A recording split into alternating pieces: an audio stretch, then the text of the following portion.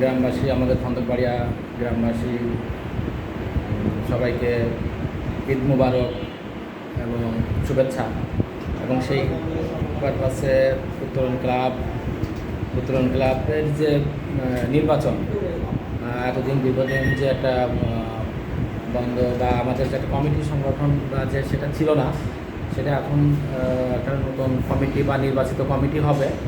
এবং এইটা আমরা চাচ্ছি যে গ্রামের স্বার্থে এবং সবাই যাতে বিভাজন না হয় এবং এক হয়ে কীভাবে আমাদের গ্রামটাকে সুন্দর আগে বলছি আদর্শ গ্রাম, খন্দকবাড়ি আদর্শ গ্রাম, এই উপজেলার মধ্যে আদর্শ গ্রামের সার্টিফিকেট প্রাপ্ত আমাদের গ্রামটা, সেই গ্রামটার মধ্যে বিভাজিত হবে বা ছেলেরা সবাই সিনিয়রদের সম্মান করবে, ছোটোদের ভালোবাসবে, এরকমই থাকবে। এটা একটা একটা চেন অফ কমান্ড মেনে চলবে।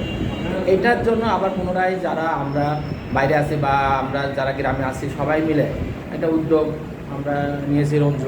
রঞ্জু আছে, হুমায়ুন আছে, সিনিয়র পার্সন আছে, বিলাল চাচা আছে, এমদাদ আছে, সিনিয়রদের মধ্যে বিলাল চাচা, নজরুল চাচা, সবাই আমার মোস্ট সিনিয়র সঞ্চয় কাকা, সবাইকে নিয়ে কীভাবে আমাদের গ্রামটা সুন্দর এবং আমাদের মধ্যে কোনো বিভাজিত যেন না থাকে। কারণ শিক্ষাগত ব্যাপারটা এখানে একটু শিথিল করলে আমার মনে হয় ভালো হয়।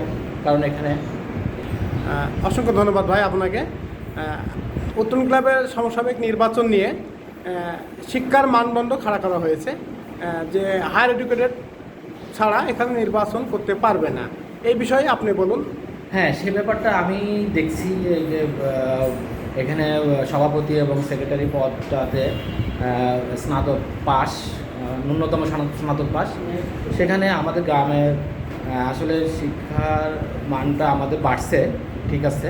আগে গঠনতন্ত্র অনুযায়ী আমি যেটুকু জানছি এখানে শিক্ষাগত ব্যাপারটা ছিল না, এখন এটা স্নাতক পাস দিচ্ছে। এখানে আমি এই ব্যাপারটা নির্বাচন কমিশন এবং উপদেষ্টা মণ্ডলী যারা আছেন তাদেরকে আমি দৃষ্টি আকর্ষণ করছি এই ব্যাপারটা নিয়ে একটু বসার জন্য, বিশেষভাবে এই ব্যাপারটা।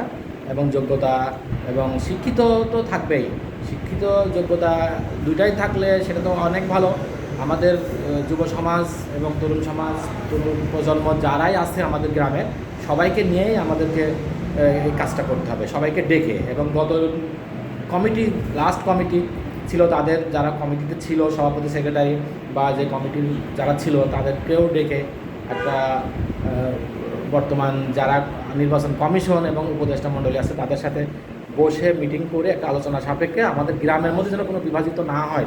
আমরা চাচ্ছি যে আমাদের গ্রাম, আমরা সবাই এক, দিন শেষে আমরা সবাই এক, এটা আমার স্লোগান, আমাদের গর্ব। এটা আমাদের গ্রামের মধ্যে কেন বিভাজিত হবে এটা আমি কখনোই চাই না, আমরা চাই না। কারণ আমরা এখানে দিন শেষে আমাদের ছেলেমেয়েরাই বসবাস করবে।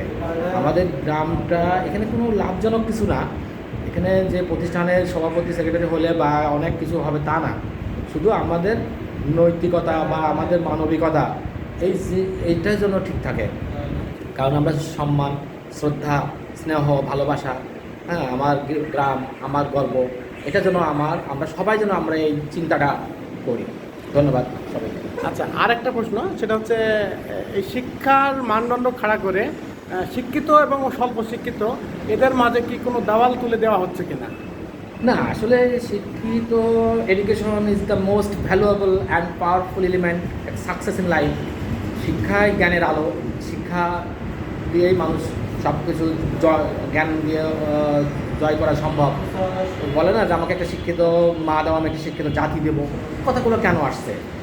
শিক্ষিত দরকার আছে, কিন্তু শিক্ষিত আমাদের ওই শিক্ষিত দরকার যে শিক্ষিত আমরা এখানে দেওয়াল, যেটা বলতেছি দেওয়াল করে ফেলতেছে না তো, না, দেওয়ালের এখানে বিষয় না। আমরা এখানে যোগ্যতা সম্পন্ন, সাংগঠনিক যার জনপ্রিয়তা, গ্রামের মধ্যে যার গ্রহণযোগ্যতা আছে, সে শিক্ষিত হোক আর অল্প শিক্ষিত হোক, অর্ধশিক্ষিত হোক, এটা কোনো ম্যাটার না। সে আমাদের দরকার তার গ্রহণযোগ্যতা বা তার অন্যদের প্রতি তার ভালোবাসাটা কেমন, গ্রামের প্রতি ভালোবাসা কেমন, বা সবাইকে সবার সাথে সে মিশতে পারে কিনা, সবাই তার সাথে কথা বলতে পারে কিনা, এই ধরনের মানুষ আমাদের দরকার। হ্যাঁ, এখানে শিক্ষিত অশিক্ষিত এখানে এটা দেওয়ালের কোনো কিছু না। দেওয়াল, আমি মনে করি এখানে যারা দেওয়াল দিয়ে এই কাজগুলো করবে অথচ দেখাচ্ছে একটা সিস্টেম করে, এটা হবে না কখনো। অসংখ্য ধন্যবাদ শ্রদ্ধেয় বড় ভাই। ক্রপ করে কেটে কুটে অনেক মূল্যবান কথা বলছেন সমসাময়িক উত্তরণ ক্লাবের নির্বাচন নিয়ে। আশা রাখি বড় ভাইয়ের কথাগুলি যারা নির্বাচন পরিচালনা করবেন তারা বিষয়টা বিবেচনায় আনবেন।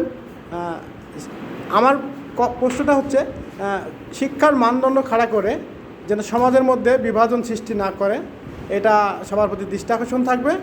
অসংখ্য ধন্যবাদ। ধন্যবাদ।